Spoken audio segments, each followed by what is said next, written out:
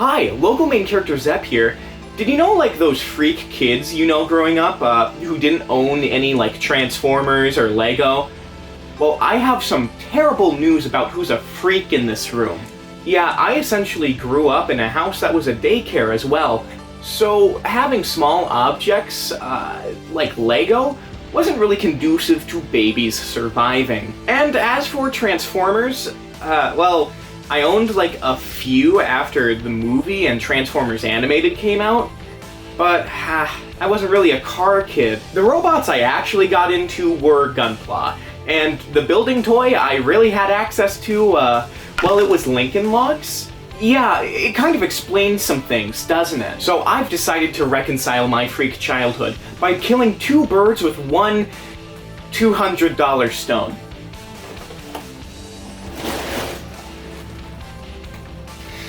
Yeah, we're doing this today. We're going to cover the history of construction brick Transformers before we get to that, so that's just going to stay on the floor for now. You see, Transformers are made by Hasbro and Lego are made by Lego, so it took a while for the two companies to finally get together and make a $200 baby. I'm really surprised that this is a contemporary choice, given Hasbro's recent behavior with money and consumerism. But even way back when, Hasbro knew that having their franchises in construction brick format would be a hit. Well, theoretically. So, starting in 2003, they took their first swing with the Built to Rule line. The less beloved BTR of the 2000s? BTR was Hasbro's first attempt at a construction brick toy line, and just like English King's Built to Rule, it was swiftly killed off by other competition. In this toy line, they released sets for their other popular brands like G.I. Joe, Tonka, and of course, Transformers. These Transformer sets were based around the Armada and Energon series of Transformers, and were built around these trans-skeleton bricks, which provided a skeleton for the rest of the build. They looked like this, or this, and this is another trans-skeleton. Trans-skeletons offered a useful outline for transformation, and featured a lot of spring-loaded features, but at the same time, they required partial deconstruction to transform, and gave a lot of the Transformers samey, thin builds. Since these sets were based around Armada and Energon, every set did come with a Minicon, a miniature Transformer that was meant to power up the big Transformer. These lacked any detail at all, but could theoretically be used with the main toy line?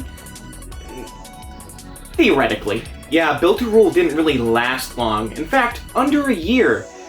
The Energon sets actually only released in a test market around Cincinnati, Ohio. So, yeah, I'm not lying to myself. That's not a win for you, Ohio. The next toy line up to bat wasn't actually made by Hasbro, but was rather licensed to by Takara. Diamond Block, or Diablock, is something you've probably never heard of.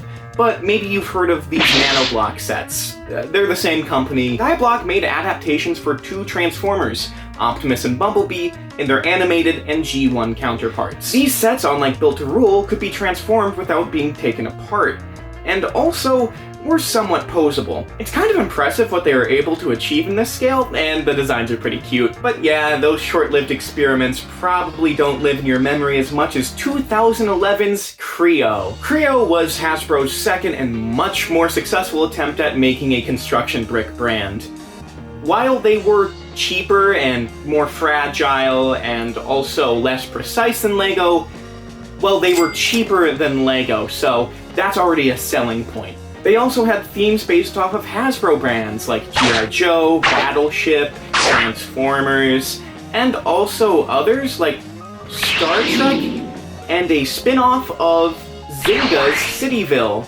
You know, the Facebook game? The Transformers lines contained two main components: the Kreons and the building sets. Kreons were just Lego minifigures with a few key differences. They came in several more parts than minifigures and were more customizable, having their limbs being based off of ball joints. This gave them slightly more posability, which would help the toy line later on. They had C-clamp connectors on their biceps, which allowed for more build features, and also had a lot of their parts be brick compatible, meaning that you could connect the figure to bricks for certain little play features. A 2015 revision of the Kre-ons made their hands compatible with plugging into bricks, just like LEGO minifigures, but also changed other factors on the figure itself that made them incompatible with the previous 4 years of releases.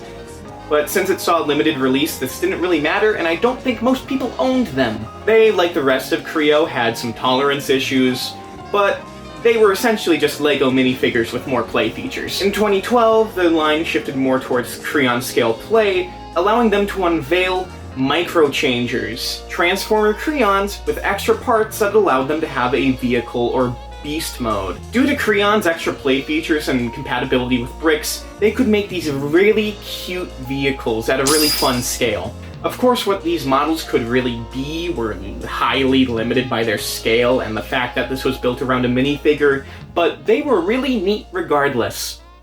And pretty damn successful. From that point on, Kre-ons essentially became the core of the franchise, getting their own army builder kits, blind bags, and even customization sets for them. Back in 2011, however, the transforming features were mostly tied to the big building sets of the line, which were actual Transformers based off of the G1 designs and the Michael Bay movie designs. These sets had a bit of issues. While LEGO molds are cleaned out religiously to make sure that they are exact to the micron, I'll give you one guess to how precise Kre-o were. Yeah, this led to a lot of the models having poor construction, either having mistakes in the instruction manual, or mostly being made out of thin plates that would easily fall apart. Wheels would fall off models due to tolerance issues, and probably the worst part is that they didn't transform. You had to fully take them apart and then put them back together, sometimes including different parts in each mode.